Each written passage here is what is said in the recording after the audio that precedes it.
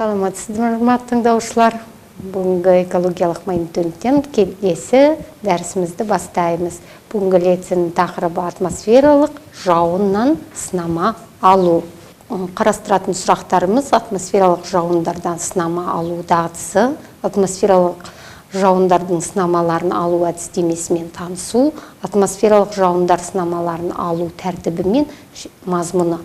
Бұл тақырыпты неге таңдап алып отырмыз? Өйткені біз атмосфералық ауа мониторингі қарастырдық. Атмосфералық ауадан бақылау бағдарламаларын, бақылау посттарын қарастырдық. Ол посттар қалай жабдықталу керек екен, жаңағы атмосфералық ауадан алынған сынамалармен қалай жұмыс жасау керек екен. Сол сияқты алдында бақылау жүргізудің қағидаттарын айтқан кезде лекциядан біз жалпы сынама алу кезінде үлкен жауапкершілікпен қарауымыз керек.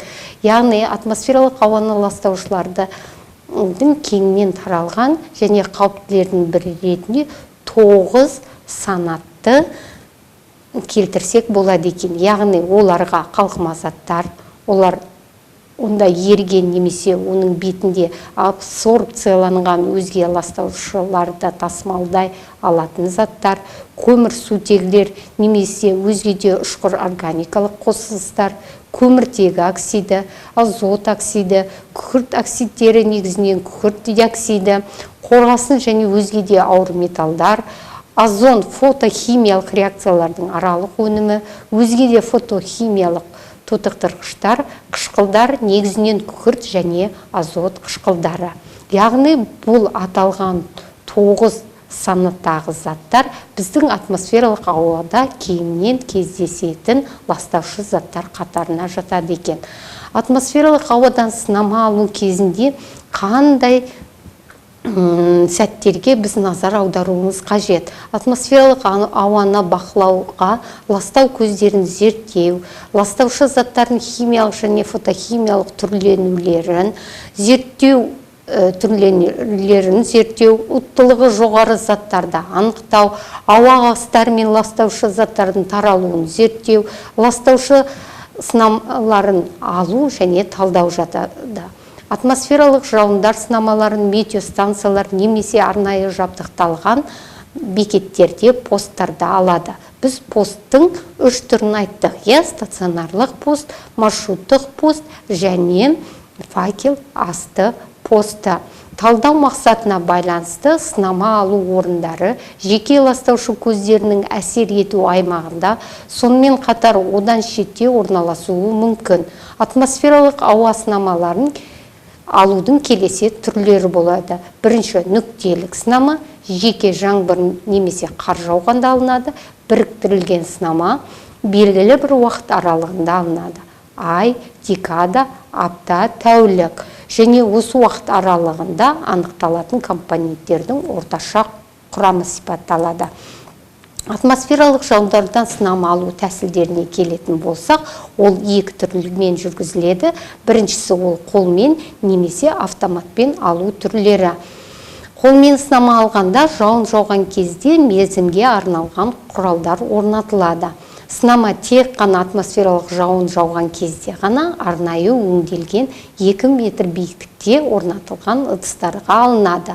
Сынамаларды автоматты түрде алғанда, жауын жауа бастағанда, жинау ыдысының қақпағын автоматты түрде ашып, жауын аяқталған соң автоматты түрде жабылатын құралдарда алынады екен.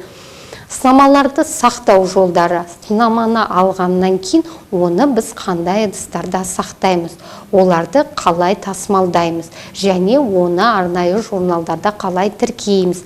Атмосфералық жауын сынамалары арнайы ыдыста сақтау қажет. Жинау ыдыстары ретінде полиэтилен ыдыстары пайдаланылады. Қатты жауындар сынамалар бөлме температурасында жинау ыдыстарында еріген суға айналдырамыз. Еріген су бетінде жиналу ыдыстарының қабырғаларында пайда болған пленканы еріген сумен сынамаларды сақтайтын ыдыстар шайып алады. Барлық алынған сынамалар тіркеледі. Сынамалардың нақты тіркеуін қамтамасыз ету үшін арнайы журналдарда тіркейді. Сынамаларға талдама жасау үшін зертханаларда тасымалдауда сынама алынған соң оптималды қысқа мерзімге орындау қажет. Тасымалданатын сынамалардың сақталуы мен тазалығын қамтамасыз ету үшін арнайы қораптар қолданылады. Атмосфералық жауындар сынамасын қолмен алу әдісіндегі алғандағы қателіктер салдарынан химиялық талдау нәтижелерінде қателіктер туындауы мүмкін. Сондықтан да барынша үлкен жауапкершілікпен талаптарға сай жүргізуіміз қажет. Атмосфералық жауын сынамалары алу кезінде қандай қателіктер болуы мүмкін? Бірінші, сынама алу уақыты мен ұзақтығының сақталмауы. Жинау ыдысының жеткілікті мөлшерде герметикалы болмауы салдарынан қателіктер болуы мүмкін. Яғни басқада ластаушы заттардың түсіп кетуі. Пайдаланылатын реактивтердің тазалығының дәрежесінің төмендігі, сынамаларды тасымалдау, сақтау мерзімі мен жағдайларының ережелерін бұзу. Осылайша тасымалдау ережелерін сақтамағанда 15-20%-ға дейін қателіктер болуы мүмкін. Сынамаларды автоматты түрде алғанда, қолмен алғанмен салыстырғанда қателік болу мүмкіндігі төмендігі анықталады. Енді осы сабақ бойынша бақылау сұрақтарын бір қарап шығып, осыларға жауап берсеңіздер болады. Бүгінгі сабақты қорытындылай келе негізгі мәселелерді айтып өтсем. Яғни бұл жерде біз негізінен атмосфералық ауадан сынама алу кезінде талаптарға сәйкес қалай жүргізуіміз керек. Яғни қолмен сынама алған кезде, автоматты түрде сынама алған кезде, және сынамаларды консервілеу кезінде, талдау кезінде, және оларды сараптама жасау үшін дайындау кезінде міндетті түрде ұқыптылық пен үлкен жауапкершілік қажет. Және жасаған әрбір іс-қимылдарыңыз талаптарға сай болуы тиіс. Лекциямыз осымен тамамдалды. Келесі жолы кездескенше сау саламаттар болыңыздар. Назарларыңызға рахмет.